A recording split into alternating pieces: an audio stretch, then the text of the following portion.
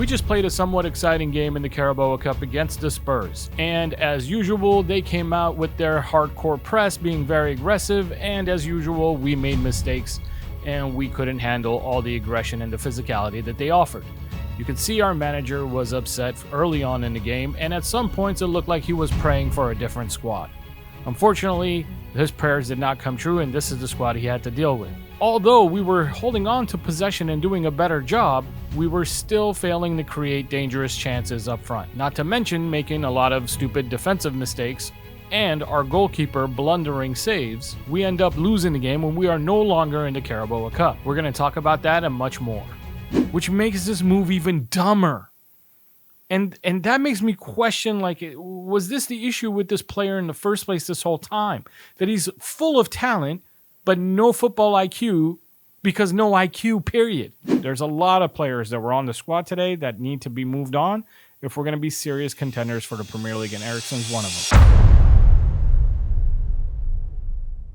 So let's start with what happened before the game. Marcus Rashford comes out and does an interview and said he's ready for a new challenge, which pretty much puts our manager in an awkward position that he had to deal with during the pre-game press conference. That's really where the story starts. What's up, YouTube? Thank you very much for joining me once again. Thank you for clicking on the thumbnail. Thank you for being here. Please hit the like button if you like what you see. And if you haven't subscribed yet and you like what I do, go ahead and click subscribe and let's get the numbers up. All right, let's get to it. So Marcus Rashford, ready for a new challenge. I was watching that pregame press conference about 2 days ago, and you know what? Let's roll the tape. This is what I saw. I cannot say more from that interview or speak more about Rashford. I'm focused on the team. What I expect, it's every day, all the players during the training, outside the training, the engagement with the players. I don't like this at all. I mean, just by looking at his body language and the way he's acting or reacting and the way he's answering these questions, you could tell he's sick and tired of these questions. And by the way, if you haven't seen the press conference, basically almost every question was about Marcus Rashford. I think there were 2 questions. If you watch part 1 and part 2 of the press conference, because they're released on different days, if you watch part 1, there's literally no questions other than Marcus Rashford questions. And if you watch part 2, there's like 2 questions about the Spurs and 3 or 4 questions about Marcus Rashford. So basically, the whole press conference, 90% of it, is a Marcus Rashford press conference. This is worrisome, annoying. This, for those of you who've been with the channel and been with me for a while, you know that Marcus was my favorite player. He was my favorite player. Up until right now, I'm kind of annoyed with him myself because he put our brand new manager, who's already got a lot to deal with, in this kind of situation, and he left him hung out to dry, basically. He left him in this awkward situation where he has to talk about these things that he doesn't want to talk about. And he even says in the press conference that he says, if I don't pay it any attention, then I'm pretty much a pushover and I have no standards. But if I talk about it too much, then it's going to be the headlines, and that's all everybody's going to talk about, when we should be talking about the team and focusing on the team. Unfortunately, that's not what Marcus did. Because of what Marcus did, there is no focus on the team. Everybody's focusing on Marcus Rashford, and this is basically the opposite of team. The opposite of team, when a player comes out and makes himself more important than the team, it's pretty much what CR7 did when he went on that interview where he said all those negative things about Manchester United. Now, we all love CR7. He is like a legend of the club and all of that, but it's still not a good look. That's not what he should have done. He should have been professional, should have fought his way out of the club behind closed doors. Doesn't need to go out in public and tarnish the club and the name of the club. Now, some of you guys championed Cristiano for doing what he did, but let's be real. He could have done what he did in a more political way, in a better way, without putting people under the bus. Now, again, Cristiano isn't the problem here. This is Marcus. Now, Marcus might think that he did something in a nice way, but there was no need for it. First of all, go get your agent to find a suitable club that's ready to bid for you. Man, I hope he did that. I hope all of this isn't being done before he even has a suitor that's ready to bid on him. I hope he didn't go out and just say, I'm ready for a new challenge, before his manager has had a chance to talk to clubs to see if there's even a new challenge for you to be ready for, bro. Like, did you just come on TV and go, I want to go to here, and then nobody wants to buy you? Can you imagine that? Like, so it's annoying. It's not smart. It's not good business. Other than that, it's also selfish. And this is hard for me to say because this is a player that I've loved for so long. And now he's putting a manager that I'm starting to fall in love with in these awkward positions and making me look at him in a press conference and cringe, basically, because I'm like, dude, this guy doesn't look happy to me. His body language looks bad. He doesn't look like he wants to talk about this, and he doesn't even know which way to take it. Just like he said, if he goes one way, then this is going to happen.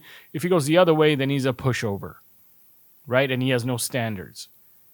I don't know, man. If you guys don't agree with me, leave it in the comments and let me know. If one of you guys wants to tell me how this is defensible is the word, right? Yeah, defensible, and how you can be telling me that Marcus did the right thing, go ahead and leave it in the comments. I'd love to hear your ideas. Other than that, I just don't see it. To me, this was a foolish move, and like I said, he better, and I bet he doesn't. That's the part that pisses me off. I bet he doesn't have some sort of like commitment from a team like a Barcelona or whoever, wherever he wants to go. A commitment that if you're ready to leave, we're ready to bid for you. We will bring you here. I bet he doesn't have these commitments, which makes this move even dumber. And that makes me question, like, was this the issue with this player in the first place this whole time? That he's full of talent, but no football IQ because no IQ, period. Is that what it is? Is he a nice kid from Manchester, but not such an intelligent kid, if you will? And, I mean, I'm doubting his intelligence because even when I think deeply about it and I think about who he chose as a manager, it's his brother who I don't think had any kind of background in management. He just kind of kept it in the family. Instead of, with his skill and talent and his ceiling back when he was young, when he was like 23, he should have hired a real manager, someone who could mentor him and teach him how business is supposed to be conducted. All right, enough about Marcus. You know how I feel. If you don't agree with me, leave it in the comments, but let's move on to the game. I want to talk about the game, and I want to talk about player by player almost. I'm pretty much going to speak about every single player. I'm going to speak about what I saw in the game.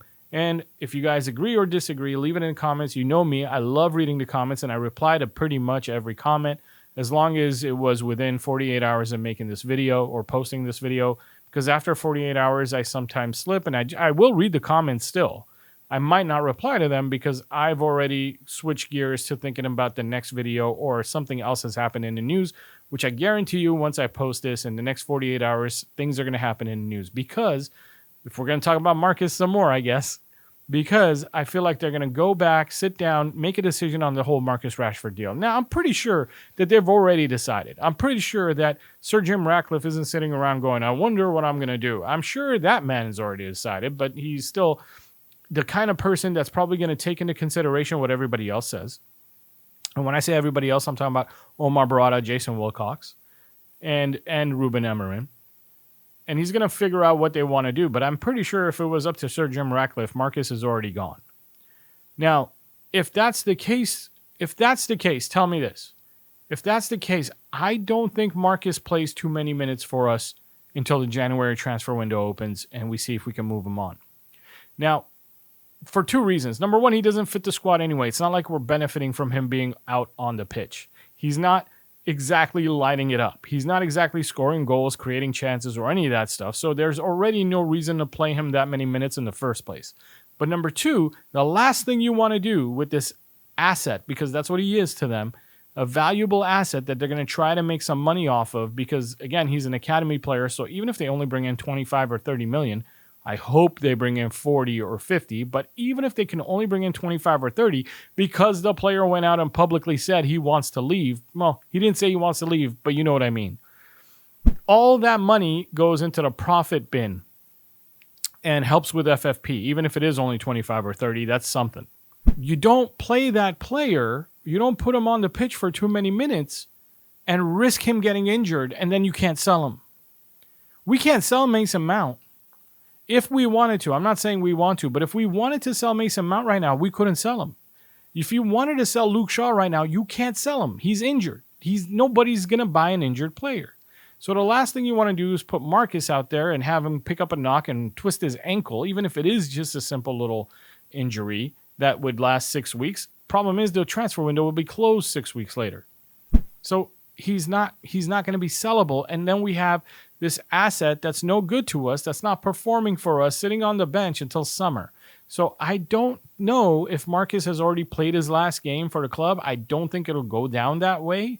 But I also wouldn't be surprised if it goes down that way. But I don't think it'll go down that way. I think he'll get some minutes at the tail end of games. Like he'll come in on the 60th minute and play a half hour of a game, get his bow at Old Trafford in front of a home crowd, and go in January. I don't see any other solution. Do you guys? Anyways, leave it in the comments, like I say.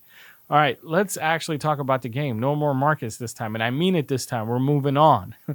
I don't want to talk about it anymore because I get passionately pissed off. It's the best way I can say it. And believe me, I'm holding back a lot of anger that I want to express. And you guys might be watching this going, what are you talking about? You're expressing anger just fine. No, I'm holding it back, man. I'm holding it back. Like I've been pissed for about 48 hours. Ever since I posted the last video and then I saw the Ruben Amorim press conference and I saw him having to deal with question after question that I didn't even think about when I was making the last video after Marcus said what he said. I didn't even think about the kind of shit our manager's going to have to go through when he's already got a bunch of shit that he has to deal with just to clean up house, just because our team's horrible. And it is horrible, guys. He's doing the best he can with the squad he has. The squad's not great. And it's not all Erik ten Hag's fault. He also didn't do a great job cleaning up our squad. Don't get me wrong. But it's the last, like, I'm going to say half a decade because it goes back a whole decade, to be honest. But the guys that are here now are from the last 5 or 6 years that we haven't cleaned up. We've been making mistake after mistakes. I really trust Omar Barada, and I think we're going to start moving in the right direction. I just don't know how much money and room we have in the FFP to make it happen faster. I don't want to wait 3 or 4 years. I want it to happen by 18 months from now. But by next season, I want us to be easily in the top 4. I just don't know if that's possible. Anyway, let's talk about the game. Let's talk about the squad. And then we'll probably hit back up like this subject that we just crossed. Okay, let's start with the back line. We had Mazraoui, Yoro, Lindelof, Licha, and Dalot. Mazraoui, worst game he's played in a Manchester United jersey since I've seen him. This is the worst game he's played in a Manchester United jersey, but I think it's because he needs a rest. I think the man's played too many minutes, and he's been playing at such a high level that it was bound to happen that he has a bad game. But I also think that a part of the reason why he had a bad game is because he had Antony in front of him. I'm not blaming Antony for all of his mistakes. He made some mistakes that had nothing to do with Antony. But I am blaming Antony for some of the moments where Mazraoui just didn't have any other option, and he made a bad decision. But with that said, like I said, I think he needs a rest, but I also say something I've said every single time, not every single time I made a video, but something I've been saying since the early days of making this channel or having this channel. I've always said that every single player needs someone challenging them for their position, and I don't really think there's many people challenging Mazraoui for a starting position. Because if Ahmad plays there, then Mazraoui's going to play the right center back role. If Yoro's playing, then Mazraoui's going to play the right wing back, and Ahmad moves to the inside 10 because they're the best we got, and there's no one challenging them for any positions. And I don't like that. I don't like when I don't care who the player is. I don't care how much I love the player. I want someone to be challenging them for their position so that they're training extra hard.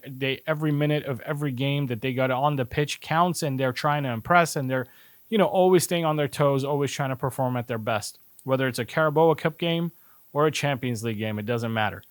And I just think that's what happened there. I think it's a Carabao Cup game. It's Mazraoui needs a rest. I think no one's challenging him. I think Antony's playing in front of him. All the dominoes go into place. He has a bad game. And it's fine. He gets a pass because he's had so many good games for us that it's fine.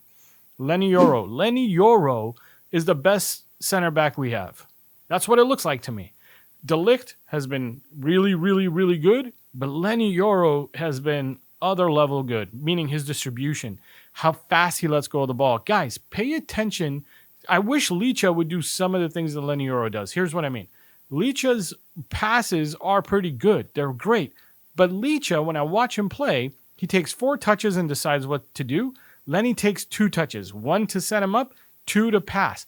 It's like Leny knows before he even receives the ball, I'm going to receive the ball in a half turn and pass the ball that way. 1, 2, done. Licha is like receiving the ball and goes, he receives the ball and he looks up and he goes, I wonder what's over here. Oh, nothing. Let me look over there. I'll just give it to Dalot. Oh, he's giving it back to me. Yeah, no shit, because it took you an hour to give the ball. Like, here's the thing about statistics. So people will, I see a lot of YouTubers, and I get it, man, because I work in sports. So I know I know stats matter. Don't get me wrong. But what I'm about to explain to you is something that I go through every day at work, okay? Statistics do matter. Even in the coaching that I do, we use a lot of data analysis. We use a ton of it. But at the end of the day, the data doesn't tell the full story. So you have to know what you're looking at, and you have to already know what the idea you have about a circumstance or a player or a game, and then look at the data to see if it backs up your ideas or if it contradicts. So you have to like alter or watch again and reanalyze. Data isn't the only way. Like, if you just looked at data, okay, like today's game, if you just looked at the stats of today's game, and I'm not even talking about people stats because that's where this was going, but I'm just going to say the game stats. We had more possession. We had a far higher XG than they did. They somehow didn't even have a 1 XG. They were like 0.6 XG, and they scored 4 goals. So if you just looked at the data and didn't see the final score, you would think, no way we lost. So data doesn't tell you everything. Stats don't tell you everything. They are what they are. They're just stats. So let me explain what I mean, why I brought this up when I was talking about Licha. Licha's stats show that he's an amazing passer. Shows that he has very good progressive passing stats. His pass completion rate is freaking high. He makes a lot of passes a game, blah, blah, blah. There's no stat there that says how many touches he takes before he passes. There's no stat there that says how many times the pass that he's making only ends up with a pass coming right back to him because he didn't give the teammate time and space to turn and keep advancing the ball. So his pass is forward, hence that counts as progressive. But he did it so late that Dalot or Bruno Fernandes has to pass it right back. And now his next pass can be forward again, and that's another progressive pass. Do you get what I'm saying there? So that stat is bullshit. I don't like it when people pull up data or stats in their YouTube videos. Don't get me wrong.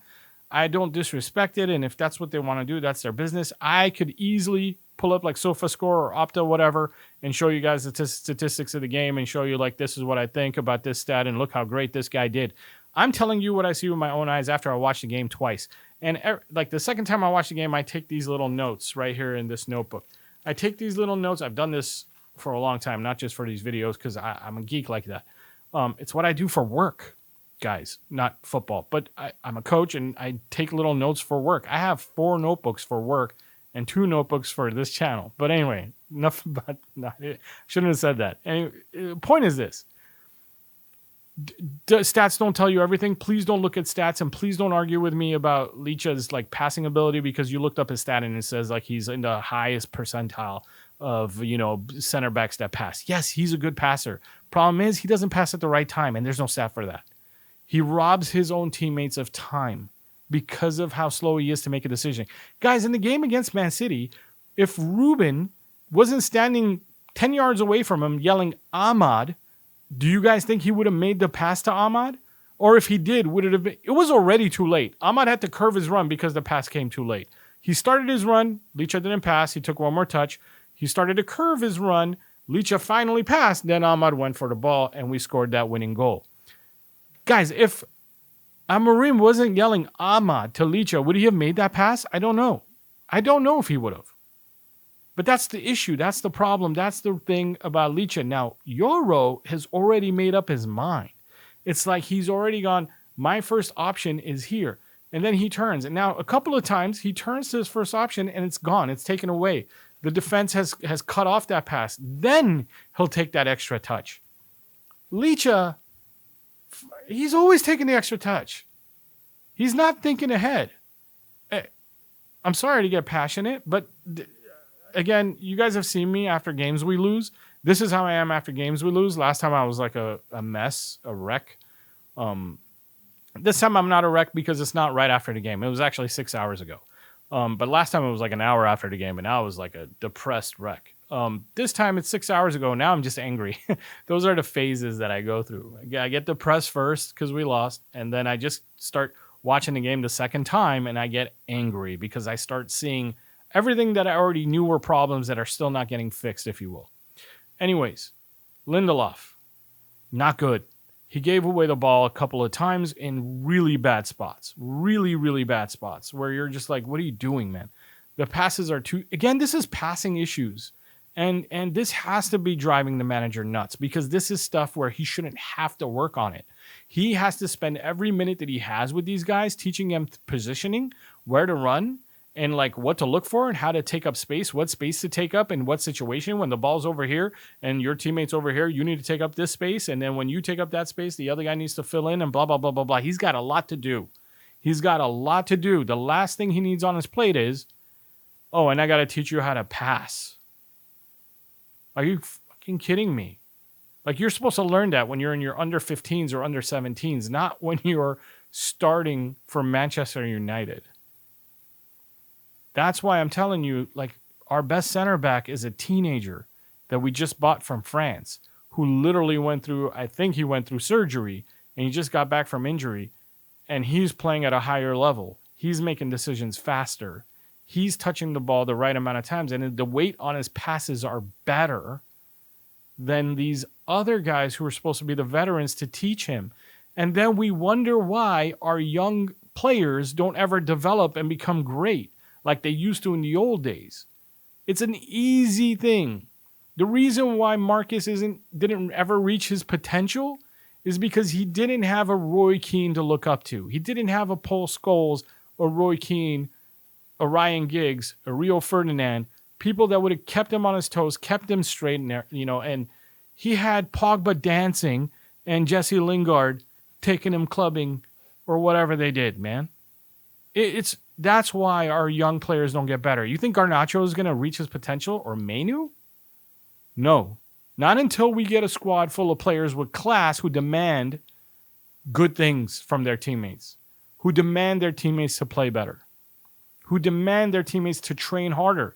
You can't make a 10-yard pass, then you stay after training and you work on your passing. They don't have time in the training time. Amorim doesn't have time during training to stop and teach everyone how to receive a ball on a half turn and how to pass. You got to do that after training. You have to work hard afterwards and do that. Anyway, I can go on a rant like this for like another hour, so let's just keep going. Diogo Dalot, man, this is the worst year I think he's ever had with us. And he was pretty bad when he first joined. Like, he would make a lot of mistakes, but this is bad. And I don't know why. And again, this is another one of those moments where I go, it's the environment because the player has the talent. All these players have talent. Licha's got talent, a lot of it. Made a stupid mistake that cost us I think the third goal because he was not up with the line. It should have been an offsides. And Licha's actually looking at Solanke, so he knows, I got to step this way. But he dropped and totally left him onside. It was horrible. It was a dumb mistake. It was a dumb mistake by him. And then another goal was Bayendier, I think, cost us one goal at least. I don't know if I can say he cost us that fourth goal because that guy did foul him. He did hold his arms up. Now, but don't get me wrong, Bayendier should have gone up a lot harder. And I don't know why he was like, if you watch that goal again, Bayendier's arms are coming from here to here instead of like already being high. I don't know. He's a funky goalkeeper. And to be honest with you, I hated the fact, well, since we're talking about the back line, I can talk about the goalkeeper.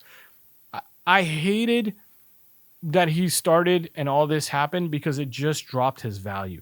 And I know that we're trying to move him on because he wants to move on. He wanted more playing time. But now it's like we're going to get half of what we would have got if we would have just kept him on the bench. Literally, if we would have just kept him on the bench, we could have sold him for like $5 million at least in January. But after that, I wouldn't be surprised if people came in and only offered $3 million or half of whatever. Like if we were going to get 10, then they're probably only going to offer 5. If that's what now we either need to find another way to put him in another game and hope to God he doesn't make mistakes.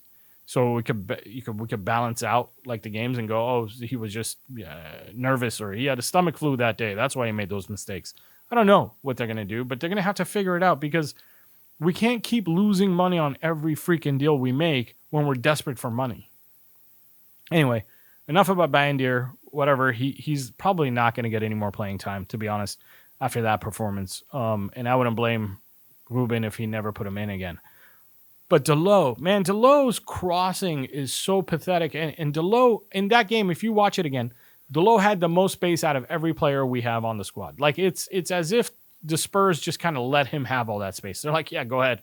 He has not been good for the whole season. They probably watched the tape and went, leave him alone. Like, it's all right. He can have space. We'll stop him after he gets towards our box. Then we'll go over there. But he had if you watch the game, look at how many times Dalot has space. He has so much space. Mazraoui didn't have that kind of space. They let Dalot have space. They cheated to our right and left our left alone. And then when Dalot gets it, his crossing, he only hit one good cross. His other crosses were all pathetic, except for the cutback on the ground. The cutback on the ground, which is obviously a Ruben Amorim designed play, because they did it 3 times in the first half and didn't do it at all in the second half, which drove me nuts. They did it 3 times in the first half, 2 times Eriksen, 1 time Eriksen dummies over it, and Antony gets the shot. And all 3 were not great shots. But the play itself was great. The play itself develops really well. Dalot gets to go all the way by the byline and a cut back on the ground. Anytime Dalot crossed it on the ground, it wasn't that bad. Anytime Dalot tried to cross it in the air with some sort of curve, it was pretty bad, except for the one that ended up on Xerxes' head. But even that one was floating to Xerxes, and Xerxes had to try and generate all the power with his own neck and head, which wasn't going to happen. So even that one, although it was a good cross and it found Xerxes, wasn't a great cross by any means. We need a new left wing back like ASAP, and I'm pretty sure that's what we're going to do in January, and this is why. Dalot's just not up for it right now. He's out of form, and he's out of form pretty badly. It's not even a small thing. He's not even defensively sound. And he's the only player I saw Ruben Amorim yell out a couple of times. Diogo from Lisbon actually even messaged me. I was going to say direct message me, but I don't think it is direct message. I think it's right there for all of you guys to read, all his messages to me during the game on Twitter. He messaged and said, do you see how Ruben's yelling at Diogo? I don't know what's wrong with Diogo. I don't know if he's just not intelligent, but he's always out of position and really screwing our back line formation. And it was right, because Ruben kept looking at him and yelling at him and telling him with his hands, like, get back or go forward or whatever, because he was always out of position. He was always out of position. He was playing too far forward in build-up and not coming back to offer himself. And I don't know, maybe Leach is to blame, because Diogo's getting used to, like, well, Leach is going to touch the ball 4 times and walk it towards me anyway. Why do I have to get back? I don't know. But still, Diogo was not, the shape was bad because of him. And a lot of times, not just once or twice, a lot. So, and I know some of you guys defend him. I've been saying he's playing like crap, and I get comments from 1 or 2 of you that tell me, oh, he's the best we've got. He's a great, he just had a bad game, blah, blah, blah. Well, all right. He's had a lot of bad games. It's time to face the truth. He's having a bad season, not a bad game. And he needs to be on the bench for a month or 6 weeks, and somebody else needs to be playing. And unfortunately, he obviously doesn't trust Malacia in this type of game. And the reason why he doesn't trust Malacia in this type of game, because Malacia just came back from a long layoff, and this was a highly physical game. When you're going up against what's his name, what's their midfielder's name? Sar, and what the other guy, Basuma. Basum, you know what I'm talking about. The two center mids they have. When you have those 2 guys doing nothing but like pressing and attacking and being aggressive with their which, by the way, I want to talk about that too. So the Spurs players were coming in hard. Their style is to press high and come in hard. That's important to realize. Not just press high. It's press high and come in hard at the ball carrier. Whoever has the ball, they come in hard at him. What I don't understand is, like, why are our players not putting their bodies in the way? To me, it feels like our players are trying to, like, trick their way out of there or dribble their way out of the guy that's pressing. And I understand that, but sometimes you don't have that much time to do a feint, because this guy's already running at you before you even receive the ball. You need to get your body in the way and take the foul. Take the foul. And I just felt like there was a couple times where I felt like Anthony wasn't doing a great job of putting his body in the way. I saw Manu when he came into the game not doing a great job of putting his body in the way.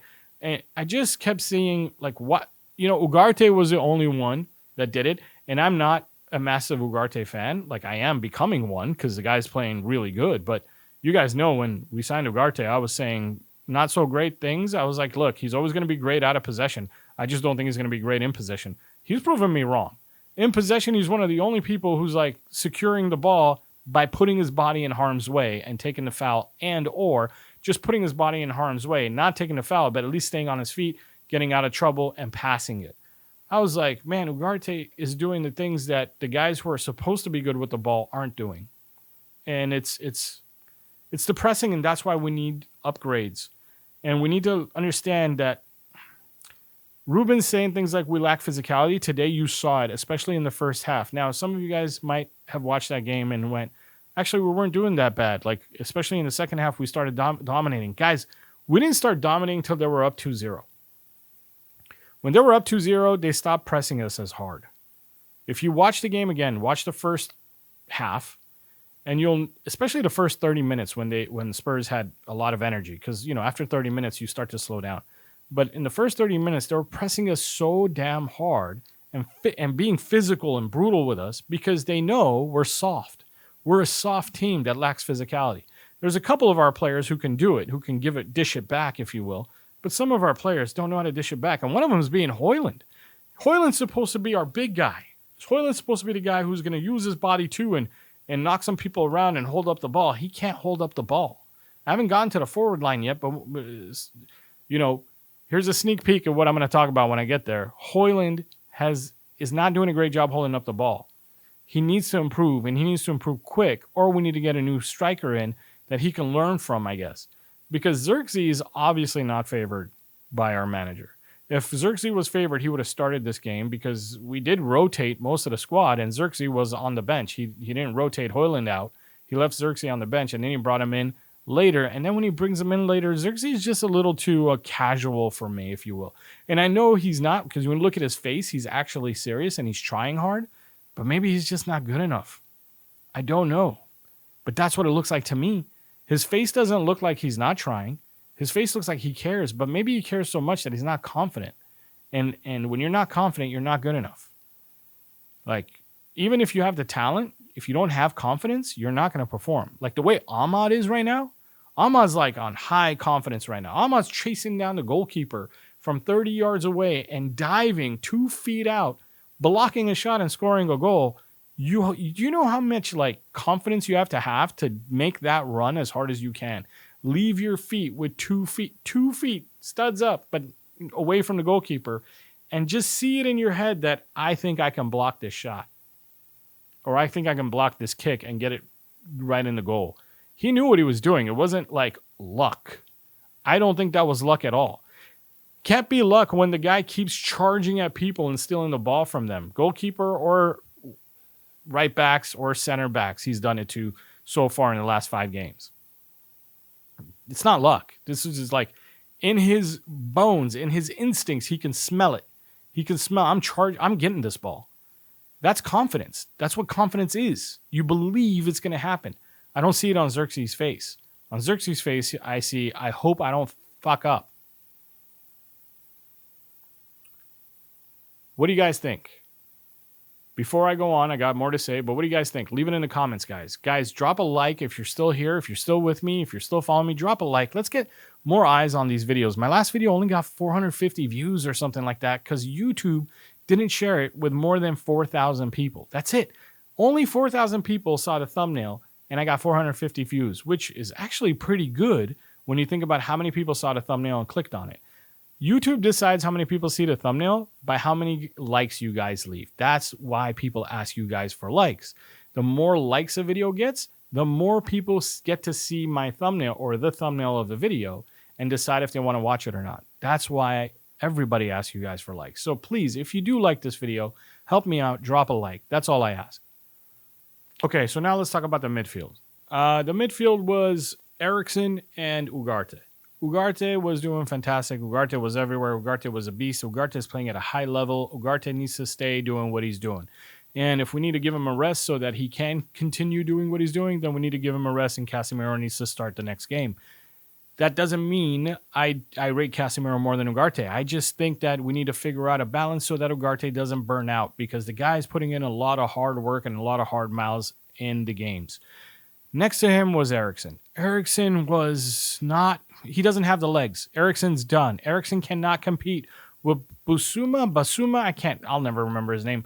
That guy and Sarr. That guy and Sarr's physicality and work rate were way higher than Eriksen's. And I mean way higher than Eriksen's. Eriksen's not great in the press, even though he was in the right spots. He was curving his runs, and sometimes he actually did help out in the press. But for the most part, he doesn't have the legs.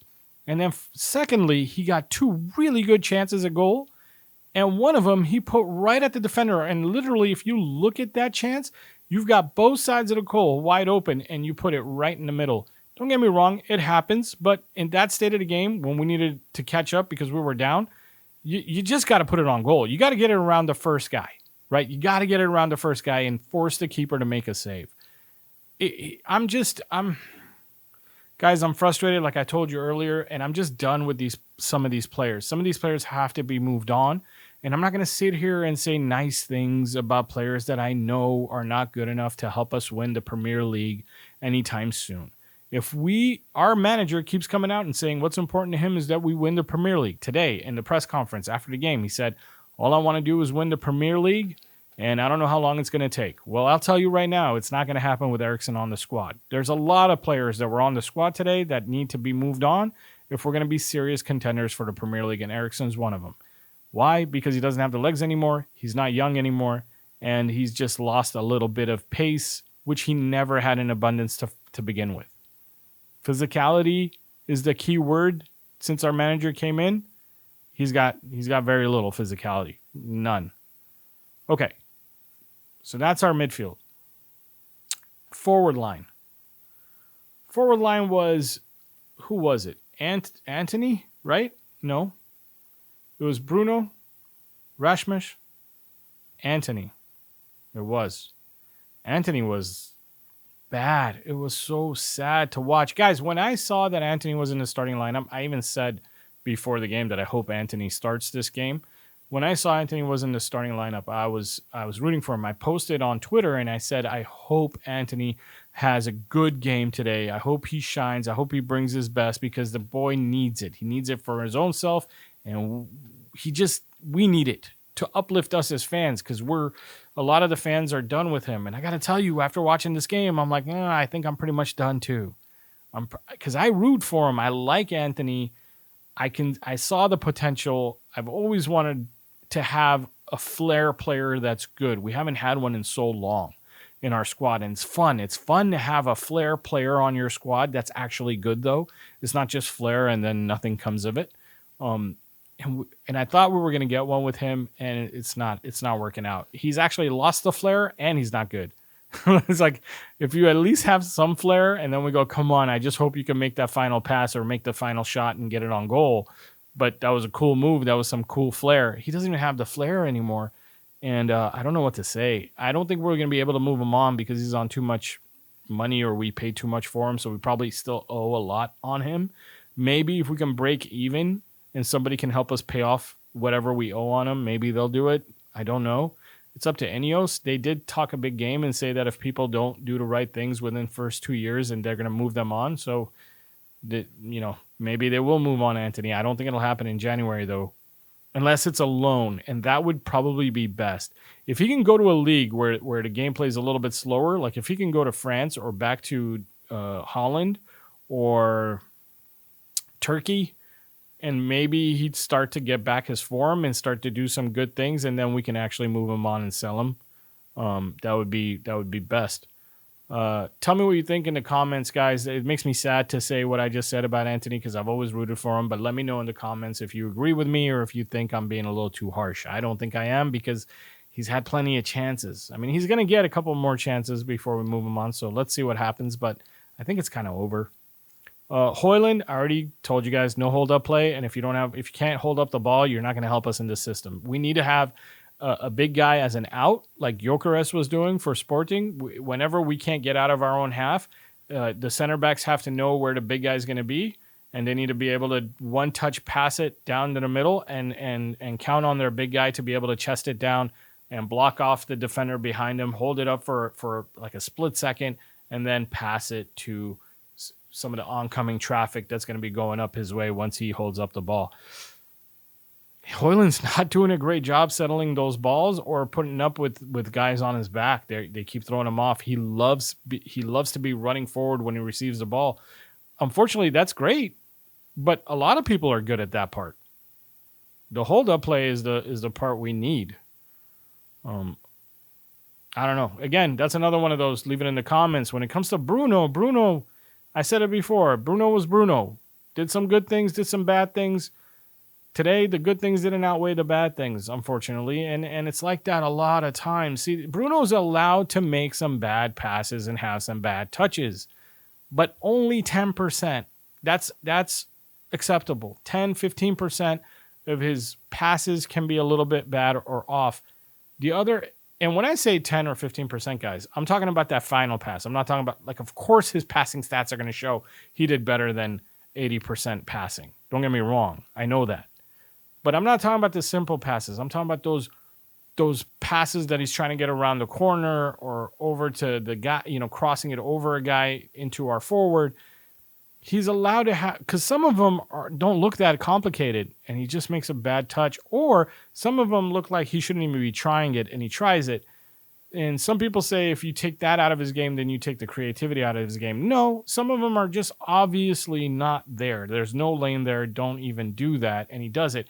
And he's not a good corner taker at all, unless he's not playing it into the box. He's really good if the plan is to set up someone outside the 18-yard box to take a shot. He's really good at that. But to actually curve in a corner for people to head in, he's not good. Ahmad took some amazing I think he only took one, didn't he? I don't know. I don't know if he only took one, but the one I remember was a great corner with a lot of whip, cutting in with his left foot, and it was great. And I think he needs to be our corner taker from now on. Ahmad's corner was really good, and that's what we need. We need some whip on it, we need some pace on it, and we need it coming in like that. Whereas Bruno's corners are like high and floaty and just not that great. It's not a high caliber corner. We need a better corner taker, and if Ahmad can do it, then Ahmad should do it. That's it. I probably missed some things, guys, but really that's it about the game. And now it's on these guys. It's on these guys to back our manager and make some good moves. Like they got to have a plan for this January already. And with this Rashford thing now, they got to find a way to move him on and use that money to free up some FFP space and get us some players. Now, people are talking about, we got to replace Rashford with somebody. We got to replace Rashford with somebody. Some people saying like Rafael Leao. I hope not. If we get Rafael Leao, I think I'm going to go nuts because he's not the right player to get. And if you want Rafael Leao, I'm sorry, but you're not right. That's not the caliber player we want. That guy doesn't work. Doesn't run back on defense. And he wants to play out on the wing. So forget that. We need some inside 10s. You need to be thinking Florian. I don't know how to say these names, so I might mess them up. But Florian Ritz, whatever his name is, from Leverkusen. You need to be thinking of him. Jamal Musiala, also available. Both of these guys are available this summer. So if they're already available this summer, you go in and you talk to them in January and see if we can get them in January. Because I think their teams already know they're leaving. And then if you can, I would take Rodrigo over all of them. And if not, then Arda Güler, which one of you said in the comments to me like 2 weeks ago or a week ago that we should try to get Arda Güler from Madrid because he sits on the bench a lot. And I agree, Arda Güler would be great for us. But I think Rodrigo is the cream of the crop. Like that's the top, right? Because Rodrigo can play the inside 10 and he can play the winger and he doesn't do a bad job as a false 9. Like Rodrigo can do he's multi-talented and he works really, really hard. But Jamal Musiala would do a pretty good job too. Don't get me wrong. All those other guys would do a good job too. There's probably more names. I'm not going to mention any names that play in the Premier League because I don't like that. They're like rivals. They're playing for a rival team. I don't want to talk about them. But those are the kind of players we should be looking at and trying to bring in. And I know we're looking at that Norwegian. I think he's Norwegian kid. Maybe he's Danish. The Nippon, whatever. But he's 17, so I'm not gonna. That's like an academy kid. He's coming in. He's gonna go straight to the academy. He's gonna play more under 19 games than Premier League games. Trust me. That kid's too young. But that's it. That's all I have for you today. This is the kind of video you're gonna get after a loss, guys. I'm sorry, but that's kind of like the state of mind I'm in. Hey, thanks so much for being here. Thank you so much for listening to me rant for this long, guys. I will see you soon. I will make a video when I get in a better mood. But there's probably going to be a lot of news start to come out Monday or Tuesday, and I will make a video as soon as it comes out. Thank you so much. Hit that like, hit the subscribe. Oh, I'll probably got to make a video on Monday anyway, or Sunday even, because we got a game on Sunday. I forgot. Probably because I'm not looking forward to watching us lose. I don't think we're going to lose. That's not what I meant. I'm just feeling a certain kind of way because of the game we just had. Thanks, guys. Thank you. Hit the like and subscribe. I'll see you soon. Bye.